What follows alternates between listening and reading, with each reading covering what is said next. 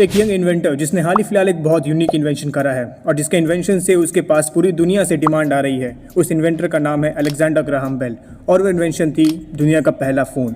इतना ज़्यादा डिमांड होने की वजह से मिस्टर बेल एक साथ बहुत सारा फ़ोन नहीं बना पा रहे थे। तब वो गए उस वक्त की सबसे बड़ी मीडिया कंपनी के पास, वेस्टर्न यूनियन, जो पूरी दुनिया में अपने ब्लैक एंड व्हाइट टीवी के लिए फेमस और हाई डिमांड में थी। जो लोग 90s के हैं और ये वीडियो देख रहे हैं, बेशक आपने भी वो डब्बे में आने वाली ब्लैक एंड व्हाइट टीवी ज़रूर देखी होगी। वो वेस्टर्न यूनियन की ही थी। जब मिस्टर बेल अपना इन्वेंशन वेस्टर्न यूनियन को बेचने के लिए $100,000 मांगे, तब वेस्टर्न यूनियन के CEO ने उसे भगा दिया, ये बोलकर कि तुम बकवास दाम मांग रहे हो। उसके बाद दुनिया की सबसे बड़ी सिम कार्ड और इंटरनेट प्रोवाइडर की जन्म हुई, AT&T, मिस्टर बेल ने खोली थी। इससे हमें ये सीखने मिलता है that often in real world it's not the smart to get ahead but the bold. आज हम रिच डैड पुअर डैड के chapter 5 the rich invent money की बुक समरी जानेंगे। ऑथर रॉबर्ट कियोसाकी 1984 से फाइनेंशियल नॉलेज पढ़ाते आ रहे हैं। उन्होंने लाखों को पढ़ाया है और हर एक इंसान में एक चीज़ कॉमन है और वो है सेल्फ डाउट, खुद पर पूरा विश्वास ना करना। अक्सर लैक ऑफ नॉलेज या टेक्निकल नॉलेज नहीं बल्कि सेल्फ डाउट की वजह से हम लोग वो सब कुछ नहीं कर पाते हैं जो इम्पोर्टेंट है। ऑथर को मानना है कि सिर्फ फियर और सेल्फ डाउट ही है जो हमें पीछे खींचता है। फाइनेंशियल जीनियस बनने के लिए टेक्निकल नॉलेज और करेज दोनों चाहिए, और अगर डर ज़्यादा हो तो आपको अंदर के जीनियस को दबा देता है और एक्शन नहीं लेने देता है। ऑथर हम सबको बोलते हैं बोल्ड रहने, रिस्क लेने और अपने जीनियस को बाहर आने देने, लेकिन जब बात पैसे पे आती है तो लोग अक्सर गेम सेफ खेलना चाहते हैं। ऑथर से लोग अक्सर बोलते हैं कि क्यों मैं रिस्क लूँ, क्यों अपना फाइनेंशियल IQ बढ़ाऊँ, क्यों मैं फाइनेंशियल लिटरेट हूँ, और इन सब का जवाब सिर्फ एक है, just to have more options. आने वाले कुछ साल में अलेक्जेंडर ग्राहम बेल जैसे बहुत सारे इन्वेंटर्स होंगे, बिल गेट्स जैसे बिलियनर्स भी होंगे, वॉरेन बफेट जैसे इन्वेस्टर गुरुज भी होंगे, लेकिन साथ ही साथ बहुत सारी कंपनी डूबेगी, बहुत सारे लोग बैंकरप्ट हो गए। तो क्यों अपना फाइनेंशियल IQ बढ़ाना? इस सब का आंसर कोई नहीं, आप खुद दे सकते हो। ऑथर अपना फाइनेंशियल IQ बढ़ाना चाहते हैं और वो इसलिए क्योंकि वो अपने लाइफ में सब कुछ करना चाहते हैं। अभी उन्हें परेशानी होगी मिलियंस ऑफ डॉलर्स कमाने में, और अगर वो एंजॉय करेंगे अभी तो बाद में 2 वक्त रोटी जमाने में भी होगी। तो वो हमेशा अभी स्ट्रगल करना पसंद करेंगे जिससे वो बाद में उसे एंजॉय कर पाए। 300 साल पहले ज़मीन वेल्थ था, इसलिए जो ज़मीन ओन करता था वो वेल्थ ओन करता था। फिर वेल्थ फैक्ट्रीज में और प्रोडक्शन में शिफ्ट हो गई, तो जिसके पास फैक्ट्रीज थी वो वेल्थ ओन करता था। फिर वेल्थ इंडस्ट्रीज़ में शिफ्ट हो गई और जिसके पास इंडस्ट्रीज़ थी उसके पास वेल्थ था। लेकिन आज के वक्त में वेल्थ इन्फॉर्मेशन में है, जिसके पास जितना ज़्यादा और जल्दी इन्फॉर्मेशन है वो वेल्थ ओन करता है। और इन्फॉर्मेशन ऐसी चीज़ है जिसे ज़मीन या बाउंड्री से नहीं घेर सकते। इन्फॉर्मेशन लाइट की स्पीड से ट्रैवल करता है, और आज के वक्त में जिसके पास जितना ज़्यादा जल्दी और एक्यूरेट इन्फॉर्मेशन नॉलेज है वो वेल्थ ओन करता है।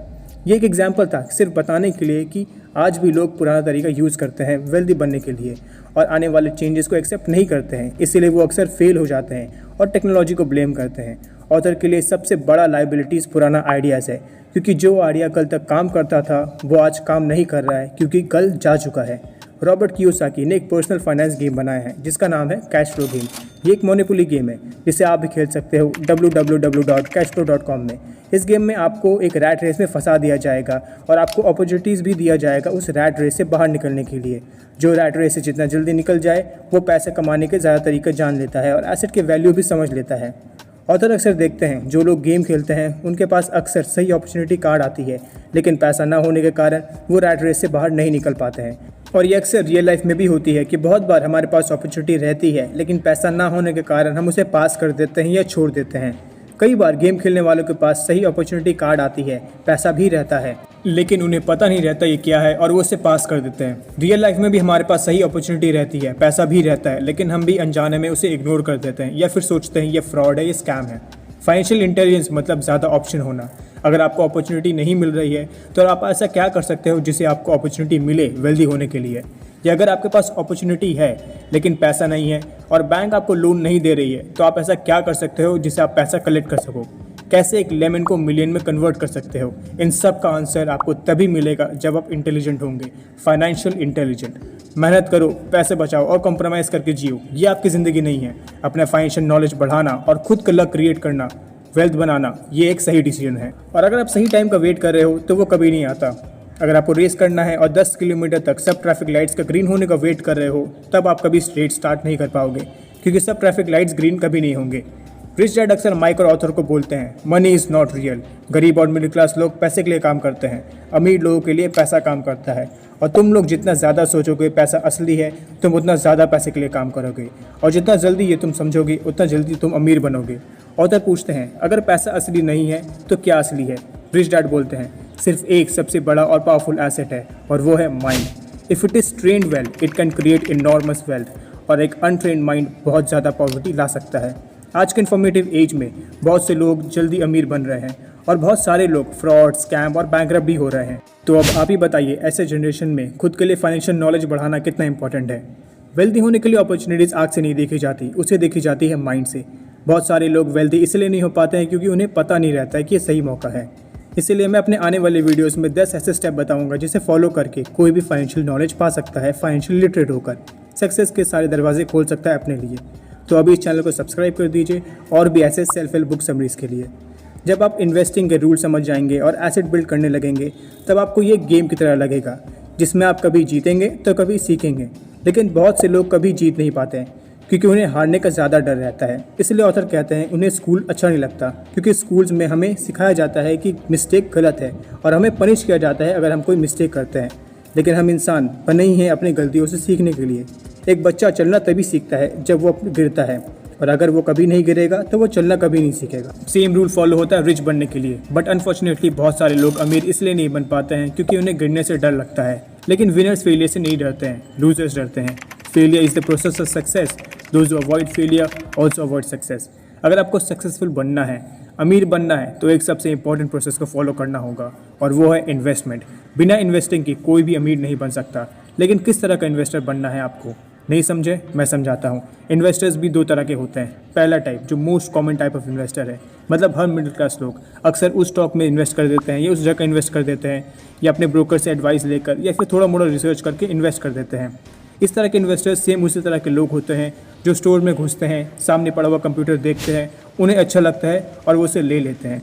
लेकिन दूसरे टाइप का इन्वेस्टर जो इन्वेस्ट करता है वो सबसे पहले मार्केट को अच्छा से एनालाइज करता है, उसे कंपेयर करता है, फिर इन्वेस्ट करता है। सिर्फ स्टॉक में ही नहीं, हर जगह में जहाँ इन्वेस्टमेंट हो सके। पहले टाइप के इन्वेस्टर को या तो बहुत कम बेनिफिट मिलता है या फिर वो ज़्यादा टाइम तक इन्वेस्ट नहीं करता है। लेकिन दूसरे तरह का इन्वेस्टर बनने के लिए आपके पास 3 मेन स्किल होना ज़रूरी है। पहला, find an opportunity that everyone missed. हमें अपने माइंड से वो चीज़ देखना चाहिए जो बाकी लोग अपनी खुली आंखों से नहीं देख पाते हैं। फॉर एग्जाम्पल, ऑथर के एक फ्रेंड ने एक घर खरीदा $100 मिलियन में। सब लोग लग रहा था कि बेकार घर है तो वो लॉस में खरीदे हैं क्योंकि वो घर 4 डिवीजन में डिवाइडेड था। लेकिन ऑथर को फ्रेंड को वो दिखा जो ऑथर खुद नहीं देख पाए। उसने वो पूरे घर को साफ करवाया, रेनोवेट करवाया और 4 डिवीजन में घर को डिवाइड कर दिया छोटे छोटे ब्लॉक्स में, जो कि एक कपल और एक बच्चे के लिए काफ़ी था। और उसने उस घर को $400 मिलियन में बेच दिया। दूसरा, रेस मनी। एक एवरेज आदमी पैसे के लिए बैंक के पास जाता है, लेकिन अगर आप बैंक आपको पैसा ना दे तब अपनी अपॉर्चुनिटी को कैसे एक लेमन से एक मिलियन में बनाएंगे? आप कैसे कैपिटल रेस करेंगे? ये ज़्यादा तरीका ढूंढेंगे। उसके लिए आपको फाइनेंशियल लिटरेसी इंपॉर्टेंट है। तीसरा, ऑर्गेनाइज स्मार्ट पीपल। एक इंटेलिजेंट आदमी हमेशा अपने से ज़्यादा इंटेलिजेंट इंसान के साथ काम करता है जो उसे अच्छे एडवाइस दे ज़रूरत आने पे। तो हमेशा अपने फ्रेंड्स और मेंटर्स वाइजली चुनें। गाइस, और भी बहुत कुछ है सीखने के लिए। अगर आप दूसरे तरह का इन्वेस्टर नहीं बन सकते हो तो पहले टाइप का बनो, क्योंकि आपको जो पता है वो आपकी सबसे बड़ी वेल्थ है, लेकिन जो आपको नहीं पता है वो आपकी सबसे बड़ी कमज़ोरी। रिस्क हर चीज़ में है, बस हम रिस्क को कैसे मैनेज करते हैं वही डिसाइड करेंगे कि हम आगे बढ़ेंगे या नहीं बढ़ेंगे। मिलते हैं अपनी अगली वीडियो में जो कि है रिच डैड पुअर डैड की chapter 6, work to learn, don't work for money. Channel पर नए हो तो चैनल को सब्सक्राइब कर दीजिए, वीडियो को लाइक कर दीजिए। जय हिंद।